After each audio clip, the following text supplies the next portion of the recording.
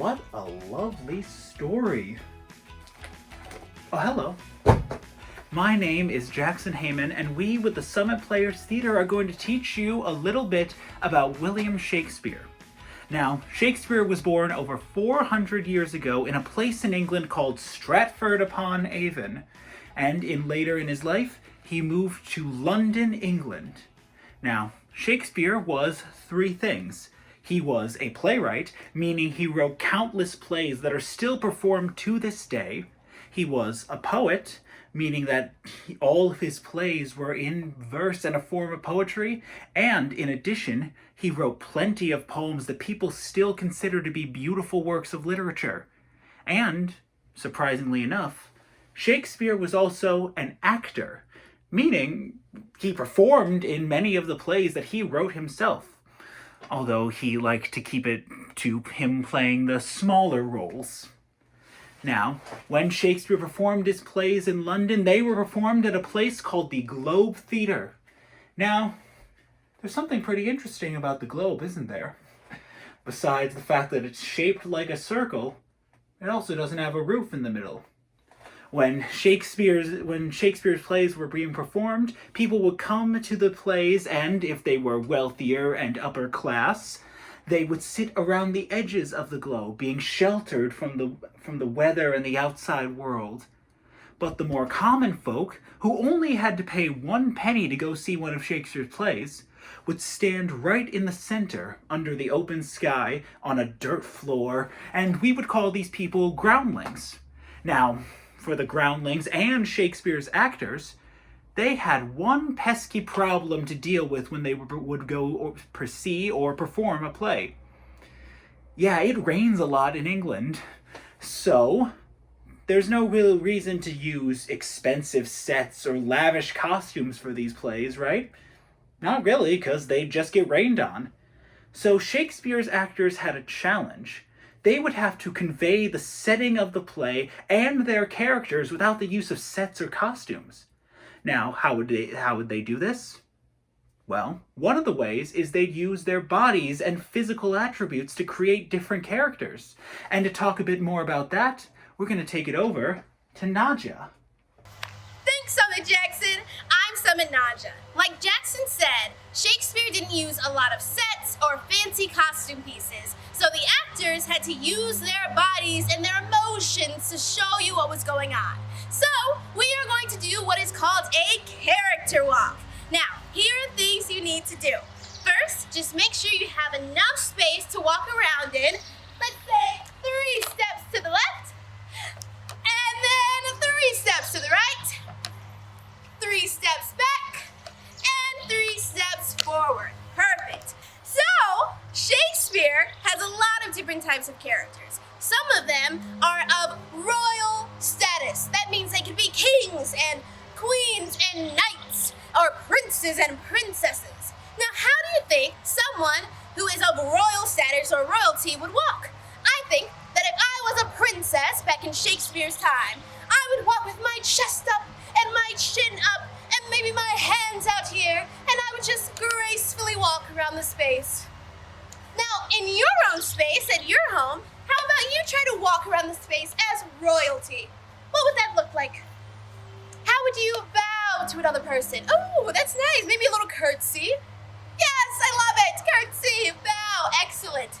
But not all of Shakespeare's characters are royalty. Some of them are like the servants. Now think about people who would serve the food maybe, or they would serve the king and queen. How do you think they would walk? I think if I was a servant serving the king and queen a platter of tasty chips maybe, I would walk like this. Maybe I would keep my head down. I wouldn't want to bother the king. I wouldn't want to make him mad. So now around your space, how would you walk if you were a type of servant? Maybe you were a gardener. Maybe you tended to the garden. I don't know. How would you do it? Now that's not the only type of Shakespeare's characters we have. We also have very, very old people. Now, you all know some old people in your lives. How do you think they walk? If I was, say, 97 years old, how would I walk as a 97-year-old woman? Oh,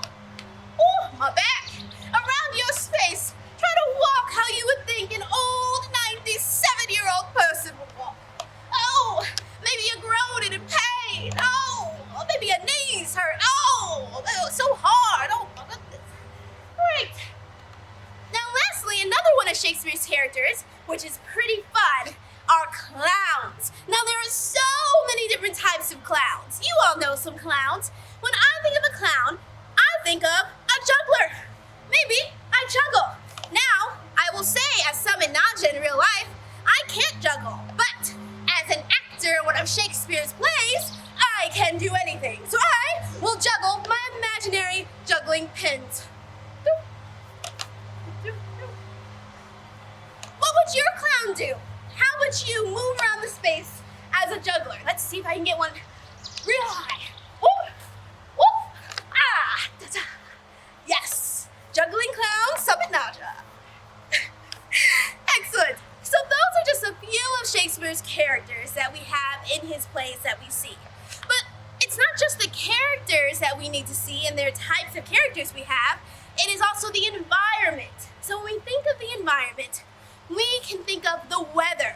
So let's say it's a day like today and the sun is out and it's just real hot. How would you move if you're just so burning and blazing? Maybe you have to pull your shirt because you're just a little sweaty.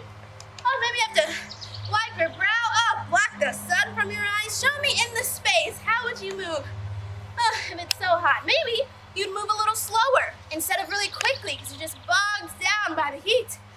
Woo! Oh, that's a lot. But since we are all Shakespearean actors, we can imagine that it is not hot outside. It is now cold. Oh my goodness. Ooh, it is so cold. And I need to move really quickly to warm myself up. Ooh, so cold, so cold. Maybe I want to huddle. Maybe I'll try to make a fire. Now, with your space, how would you move if you were so cold? Maybe you get a blanket and wrap yourself up in it. Maybe your knees shake because it's so shivery. How would you move when it's cold outside? Woo! Now, other types of weather you might encounter in Shakespeare's plays are, say, wind. It could be really windy. Woo! Oh my goodness, it's so windy. How can I? Oh, I gotta get out this wind. Oh my! Oh! Whoa! Wow, that's some wind. How would you move if there was all this wind that you had to battle through to get where you need to go? Go ahead and move around in the space and show how that would be. Woo, that wind really knocked me out, kids. Great. Another type of weather you may encounter just in life is snow. What if you were in a snowstorm? How would you move? Oh, say there's snow all over the ground, around your space in your home. Imagine as if you were moving through a bunch of snow. Oh my goodness. Oh, I had to lift my feet because there's so many inches of snow. It's crazy. Oh my goodness. Woo, and it's cold. Don't forget the snow is cold. You don't want to get frostbitten. It's so cold. So you gotta stay warm, but trudge through the snow. Woo! Oh my goodness. Wow. That was a lot of fun. But that's not all. Shakespeare also writes so many loving emotions in his plays, but the audience can't see what those emotions are unless the actors act them out for you. So let's think of what types of emotions we experience every day. Let's say, what if we were very angry? How would you move around the space if you were just so angry? Maybe you would stomp your foot, or maybe you would walk around with crossed arms, or so upset. Imagine that you had a trip planned to Disney World and then somehow it got canceled and you're so upset and angry with the world. Oh my goodness, I am upset. How would you move? Move around the space as an angry person. Wow, I was so mad, but it's okay. Because we're actors, and we're not just actors, we are Shakespearean actors. So drop that anger, let it go. Oh, the anger is gone. And then imagine that you are so happy. Oh my goodness, I am so happy. How would you move if you were the happiest person in the whole world? Maybe you would jump. Maybe you would jump like this. Maybe you would sing to the world. Ooh, but sing better than I do every day. Yes, maybe you would just be so excited and happy and overjoyed. Oh my goodness, I'm so happy. World is actually happening. We're going to Disney World, folks. We're going to Disney. Yes. Woo! Woo! Woo! Yeah, that's a lot of happy right there. Woo! So we did angry. We did happy. Now let's think, what other emotions can we do? Oh, here's one. Another emotion we experience all the time is the emotion of sadness. Oh, I'm so sad. How does it look if you're really sad? Maybe my shoulders slump and I kind of walk around like this because I'm really upset. There are other things that happen when you get sad. Maybe you cry. Maybe you wail. It's just so sad. How do you show that you are sad in this space? Now this is something a lot of actors have to do all the time because sometimes things are sad in shows just like they're sad in real life. So how would you walk if you are very sad? But don't worry, because we're actors, you won't be sad forever. So there is another emotion that a lot of actors experience in Shakespeare's plays, and that is the emotion of fear. So what happens if you were really scared? How would you show that you are really scared in the space that you have? Like when I get scared, I tend to huddle up and crunch my shoulders down and just look around. Like maybe imagine, what if you're scared of the dark? Sometimes I get scared of the dark. So if it's really dark outside, and I'm like, oh no, I'm really scared. How would you show that emotion of fear? Go ahead and move around this space with that emotion. Perfect. Oh my goodness, that was amazing. You are all fantastic Shakespearean actors. We have gone from being great royalty like kings and queens to being lowly servants. We have also talked about being super hot and super cold, and we've even gone through emotions like anger and happiness. Now, Summit Jackson has talked all about who Shakespeare is and where he lived, and I have given you the tools to be amazing Shakespearean actors. Now, we'll pass it on to Summit Caroline, who will talk about using our voices and the words that Shakespeare gives us. And then, you are ready to act on the Shakespeare stage. Hey, Summit Caroline. Thanks, Nadja. I'm Summit Caroline. Now, we got to play a lot of really fun characters and emotions and environments just now, but something that we didn't get to do was play spies. Now, I don't know about y'all, but when I was a kid, I used to love to pretend to be a spy because spies are so cool. They're really sneaky, they fight the bad guys, and they have secret ways of communicating with each other through things like codes. Now, we at the Summit Players like to say that our friend, Mr. William Shakespeare, is kind of like a spy. And that's because Shakespeare wrote in his secret code. Oh yeah, and his secret code sounds like this. Bum bum, bum bum, bum bum, bum bum, bum bum. Now, I don't know about you, but to me, that sounds like a heartbeat. We like to say that William Shakespeare wrote in a heartbeat, and he did this for a very special reason, and that's because every single person in the whole wide world has a heartbeat. It's what's keeping us alive, right? So that rhythm, that bum bum, bum bum, bum bum, bum bum, bum bum, is already happening inside our bodies all the time. So by writing in this heartbeat, Shakespeare was making sure that even if people were unsure that maybe they wouldn't understand his words, their bodies would naturally connect to the rhythm he was creating through his words, which makes his text so much easier to understand. Now, William Shakespeare didn't call this a heartbeat, of course. There is a very fancy term for this code, and that term is iambic pentameter. Now that's a little tricky, so let's all say that together. Iambic pentameter. Very good. Now let's break those two words down. Let's really understand what they mean, okay? So iambic. What does that mean? Well, an iamb is one set of two beats, one unstressed and one stressed syllable. Bum bum. That's one iamb. Now, I'm sure you guys learn in your math class that the prefix penta means 5. So if we had iambic pentameter, that probably means that there's going to be 5 sets of iambs, right? 5 sets of bum bum. So if we put that together, bum bum, bum bum, bum bum, bum bum, bum bum. That's 5. And then we have the word meter. Now, meter is a poetry term. It means like the rhythm, the flow of the poem. So if we put all of those things together, iambic pentameter is 5 sets of 2 beats that create a certain rhythm. That is iambic pentameter, and that is the special code that Shakespeare wrote in. Now that sounds all well and good if we just say it and we have the beats, but what does it actually sound like with words? Well, let's take a piece of Shakespeare's text. So this line that we're going to use comes from his play Twelfth Night, and Duke Orsino speaks this line at the very beginning of the play. He says, "If music be the food of love, play on."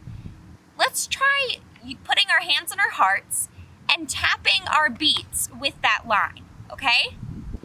If music be the food of love, play on. Do you hear that natural rhythm in the lines? Now, I really want to get this rhythm in our bodies. We've been sitting long enough, so everybody stand up, and we are going to have a little bit of fun. So we talked about how this sounds like a heartbeat, right? Something else that it sounds kind of like is a horse galloping. So to get this rhythm flowing in our bodies, we are going to gallop this phrase together. Remember our line, if music be the food of love, play on. So our feet are going to do this. We're going to go bum bum with each syllable. Does that make sense? Let's try it together. Bum bum, bum bum, bum bum, bum bum, bum bum. Very good. Now let's put the line of text in it, right? 1, 2, 3. If music be the food of love, play on. If music be the food of love, play on. One more. If music be the food of love, play on. Wonderful. Now, I'm exhausted. So let's move on to our final challenge, okay? At this point, we have learned all about William Shakespeare. We have learned what it takes to be a Shakespearean actor. And we have cracked Shakespeare's code. What was it called again? Iambic pentameter. Very good. Now it is time for us to become, for realsy-dealsy, Shakespeare actors. I've put a piece of text up on the screen. This is another piece of text from William Shakespeare's play, Twelfth Night. And this is the captain, the sea captain, speaking this line at the very beginning of the play. I'm going to read this together. Assure yourself, after our ship did split, when you and those poor numbers saved with you hung on our driving boat, I saw your brother, most provident in peril, bind himself to a strong mast that lived upon the sea, where, like Orion on the dolphin's back, I saw him hold acquaintance with the waves so long as I could see. Now, this sounds all well and good, but there are some really big words in this piece of text. So we're going to break it down line by line together, and we're going to paraphrase it, which basically means we're going to take Shakespeare words and we're going to put them in our own words. That way we all understand what we're reading together. So, assure yourself basically means, hey, don't worry, be sure. After our ship did split, when you and those poor numbers saved with you hung on our driving boat, basically what he's saying here is, hey, after that shipwreck, when you and those few people who survived the shipwreck came to safety on our boat, I saw your brother, most provident in peril, meaning, hey, I saw your brother, and he looked like he was in a lot of trouble, a lot of danger. I saw your brother, most provident in peril, bind himself to a strong mast that lived upon the sea. Now, a mast is a tall, big piece of wood on a boat that holds up the sails. So what he's saying he saw Viola, the woman he's talking to, he saw her brother Sebastian grab onto a mast that was floating in the water, okay? Where, like Orion on the dolphin's back. Now, Orion, what is that? Well, Orion is a name of a poet from way back in the day. And there was this legend about Orion. And the story was that he was on a ship, and his ship got taken over by pirates. And to escape the pirates, he jumped overboard, and he ended up grabbing onto a dolphin's back and rode with the dolphin to safety. So what the sea captain is saying here is that Sebastian looked like Orion when he grabbed onto the mast. It looked like he was grabbing onto the dolphin's back from that story that people have heard. I saw him hold acquaintance with the waves so long as I could see. And what this means is he saw Sebastian floating along, safe and sound, until he couldn't see him anymore, until he disappeared along the horizon. So if we were to paraphrase this whole piece of text, it would sound kind of like this. Don't worry. After the shipwreck, when you and those few people who survived came to our boat, I saw your brother. He looked like he was in danger, but he bound himself to a strong mast that was floating in the water. He looked like Orion on the dolphin's back, and I saw him float along the waves until I couldn't see him anymore. Does that make sense? Now comes the fun part. This is my challenge to you. It is your turn to take this script and become a full-fledged, real-deal Shakespearean actor. So we want you to act this scene out. Use your bodies like Nadja talked about to create the environment around you. We could have someone be the shipwreck. We could have a Viola and a Sebastian. Somebody could be the mast and Sebastian could grab onto it and float to safety. There could be a dolphin. Use your imagination. It's very powerful. And come up with your own version of this script that we've talked through together.